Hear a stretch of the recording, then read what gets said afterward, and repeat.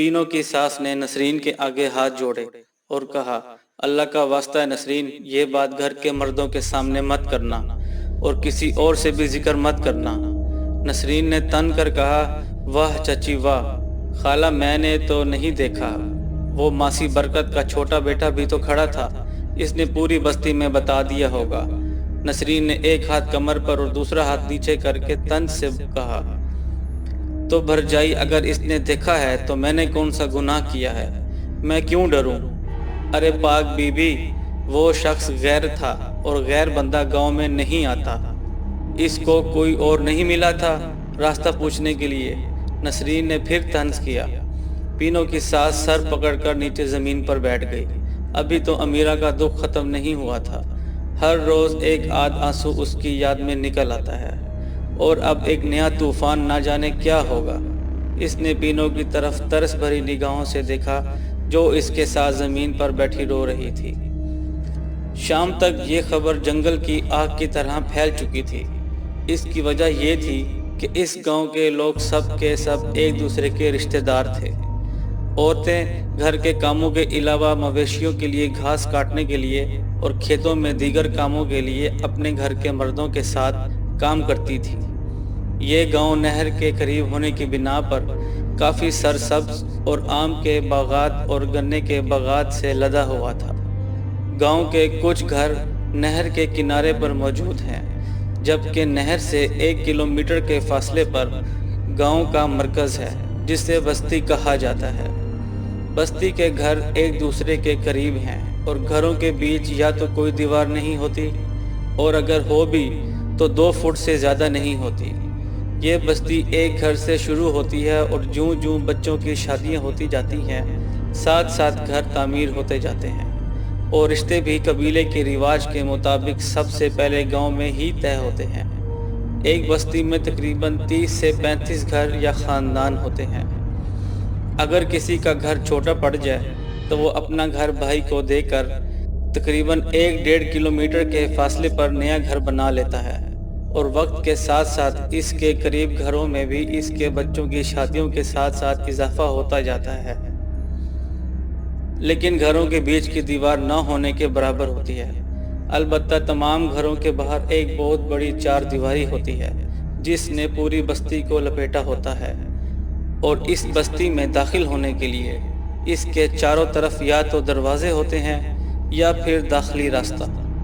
سب کے جانوروں کی جگہ عموماً ایک ہی ہوتی ہے، لہٰذا خواتین کا ایک دوسرے سے ملنے اور خبروں میں تبادلے میں وقفہ کم ہی آتا ہے۔ ان گھروں کے بیچ کی دیواریں چھوٹی ہونے کی بنا پر پوری بستی ایک ہی گھر کا منظر دیتی ہے۔ کچن بھی سین میں ہی ہوتے ہیں، اور یوں مشترکہ تندور بھی ہوتے ہیں جن پر خواتین روٹیاں لگانے کے ساتھ ساتھ حالات حاضرہ پر بھی گفت و شنید کرتی رہتی ہیں۔ خاندانوں کا یوں اکٹھے رہنا جہاں ان کی خوشیوں کو دوبالا کرتا ہے، وہاں غیبت اور حسد کا بھی باعث بنتا ہے۔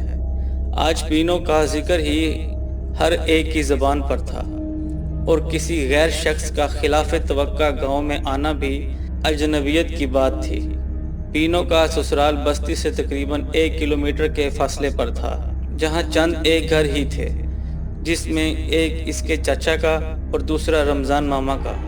رمضان ماما پینوں کا خالہ زاد بھائی تھا، جبکہ پینوں کا سسر اور باپ چچا زاد تھا اور سردار کا دایاں بازو تھا۔ اس قبیلے کے رواج کے مطابق چند گاؤں مل کر اپنے خاندان میں سے جس کی زمین زیادہ ہوتی اور وہ غیرت مند اور بہادر ہوتا اور دشمن سے لڑنے کا حوصلہ رکھتا، اسے سردار بنا دیا جاتا۔ لہٰذا سردار کا حکم حتمی سمجھا جاتا تھا۔ شادی بیاہ سے لے کر کاروکاری کے تمام معاملات سردار ہی دیکھتا۔ اس کے علاوہ خاندانی اور بیرونی جھگڑوں اور پیچیدگیوں کو بھی وہی دیکھتا تھا۔ ان تمام امور کے لیے پنچایت کی مدد لی جاتی، اور پنچایت میں خاندان کے چند معتبر بزرگ اور غیرت مند شامل ہوتے تھے۔ رمضان ماما کا شمار بھی پنچایت کے سب سے معتبر رکن میں ہوتا تھا۔ اس کی وجہ اس کا تیز دماغ اور اس کے ساتھ ساتھ خاندان کی عزت کا رکھوالا ہونا تھا۔ رمضان ماما نوجوانوں کو بہادر بنانے، دشمن سے لڑنے اور عورتوں پر ظلم کی خاص تربیت دیتا اور قتل کرنا مرد کی شان سمجھتا تھا۔ بھلا یہ کیسے ہو سکتا تھا کہ کوئی بات بستی میں ہو اور اس کی خبر رمضان کو نہ ہو؟ اس واقعے کی خبر بھی اس تک پہنچ گئی۔ اس وقت وہ ڈیرے پر پنچایت میں بیٹھا تھا کہ رب نواز یعنی اس کے بھتیجے نے اس کے کان میں آ کر یہ خبر سنائی۔ رمضان کا چہرہ غصے سے لال ہو گیا تھا۔ اس نے رب نواز سے کہا، تم جاؤ، میں آتا ہوں۔ پینو کا سسر، اس کا جیٹھ، اللہ وسایا اور بالی کے سامنے پینو بیٹھی رو رہی تھی، جبکہ نسرین صبح کے واقعے کو مرچ مسالہ لگا کر ان کو بتا رہی تھی۔ پینو نے آنسو بھری اور درد بھری آواز سے کہا، بھرجائی، اللہ سے ڈرو، مجھ پر بہتان مت باندھو، اور اپنے سسر کے قدموں میں بیٹھ گئی۔ چاچا، تم کو تو پتہ ہے میں ایسا نہیں کر سکتی، مجھے قرآن کی قسم، میں نے کچھ نہیں کیا۔ چچا نے منہ دوسری طرف موڑ لیا۔ اللہ وسایا مونچھوں کو تاؤ دیتے ہوئے چارپائی سے اٹھ کھڑا ہوا اور چیخ کر بولا، کچھ ہوتا ہے تو بات بنتی ہے۔ بستی کا بچہ بچہ کہہ رہا ہے، جو آدمی آیا تھا وہ رحیم چچا کے گھر نہیں گیا، پھر وہ کون تھا؟ اور اس نے تم سے کیوں بات کی؟ جو بھی ہے، رمضان چچا تمہیں نہیں چھوڑے گا۔ یہ کہہ کر وہ باہر نکل گیا۔ باہر رمضان ماما، رب نواز اور خاندان کے ایک دو اور لوگ پہنچ چکے تھے۔ ان کی آوازیں آ رہی تھی۔ پینو کا سسر کمرے سے باہر صحن میں آنے والی آوازوں کی جانب چلا گیا۔ پینو نے بالی کا ہاتھ پکڑا اور روتے ہوئے بولی، بالی تم بتاؤ، کیا میں ایسی ہوں؟ بالی، خدا کی قسم میں اس شخص کو نہیں جانتی، میں پاک ہوں، مجھے اس اللہ سائیں کی قسم جس نے مجھے پیدا کیا، میرے تو خواب میں بھی تیرے سوا کوئی نہیں آتا۔ بالی، جو پہلے سکتے میں تھا، ایک دم سے پینو کو گلے لگا کر بولا، مجھے پتہ ہے میری پینو پاک ہے، مجھے پتہ ہے یہ سب جھوٹ ہے، تم فکر نہ کرو، میں سمجھاؤں گا ابا سائیں کو، تم اندر ہی رہنا، باہر مت آنا، میں دیکھتا ہوں باہر کیا ہو رہا ہے۔ صحن میں پینو کا باپ، اس کی ماں، گھر کے باقی افراد اور رمضان ماما جمع تھے۔ شور بڑھ رہا تھا۔ پینو کی ماں دعائیاں دے رہی تھی کہ امیرہ کے خون سے تم لوگوں کو ٹھنڈ نہیں پڑی کہ اب میری معصوم دھی کے پیچھے پڑ گئے ہو۔ پینو کا باپ بھی دبی سی زبان میں کہہ رہا تھا، میری دھی ایسا نہیں کر سکتی۔ اس نے پینو کے سسر کی طرف دیکھتے ہوئے کہا، کیوں ادا، کیا تمہیں پینو پر یقین ہے کہ وہ گناہ گار ہے؟ اس کی جگہ پینو کی ساس بولی، ارے میرا مٹھڑا بھرا، پینو دھی ایسی نہیں ہے، میں تو صبح سے قسمیں کھا رہی ہوں، ارے ظلم نہ کماؤ، بس کرو، یہ دھرتی بھی پناہ مانگتی ہے۔ بالی نے اونچی آواز میں کہا، بس بہت ہو گیا، خبردار میری بیوی کے بارے میں کسی نے کوئی بات کی تو وہ کالی نہیں ہے، اس کے قتل کی میں ہرگز اجازت نہیں دوں گا، اس کو قتل کرنے سے پہلے تم لوگوں کو میری لاش پہ سے گزرنا ہوگا۔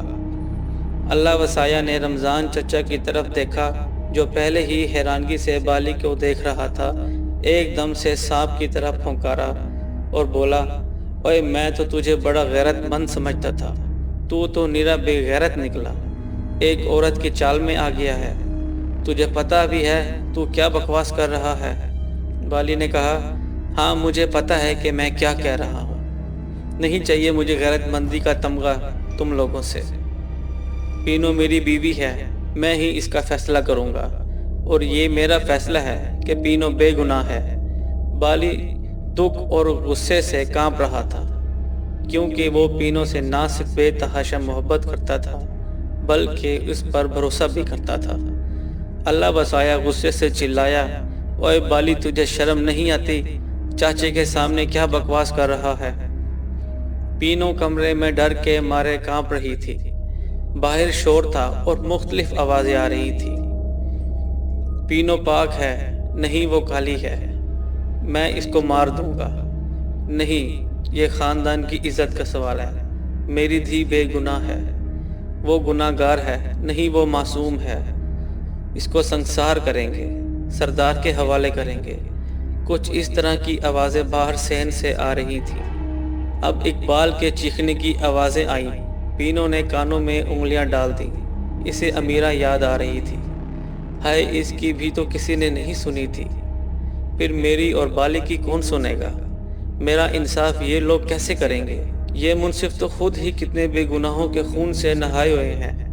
میں کیا کروں اللہ سائیں؟ سنا ہے تو منصف ہے، تو صحیح فیصلہ کرتا ہے، تو میرا فیصلہ کر۔ آ جانا ان لوگوں کو بتا، میں بے گناہ ہوں، میں کالی نہیں ہوں، میں بد کردار نہیں ہوں۔ اللہ سائیں تو کہاں ہے؟ پینو اپنے آپ سے کمرے میں بیٹھی باتیں کر رہی۔ اللہ سائیں میں تجھے پکار رہی ہوں، مجھے جواب دے۔ اچانک اس کی نظر سامنے بنی شیلف پر پڑی جہاں قرآن پاک لال اور سنہرے غلاف میں تھا۔ پینو نے جھٹ سے قرآن کو اٹھایا اور گلے سے لگایا اور چوم کر آنکھوں سے لگایا اور قرآن پاک کو اپنے ہاتھ میں لے کر کہا، ہاں میرا فیصلہ قرآن کرے گا، قرآن فیصلہ کرے گا میرا۔ میرے پاس اپنی بے گناہی کا کوئی ثبوت نہیں، لیکن میری گواہی قرآن دے گا۔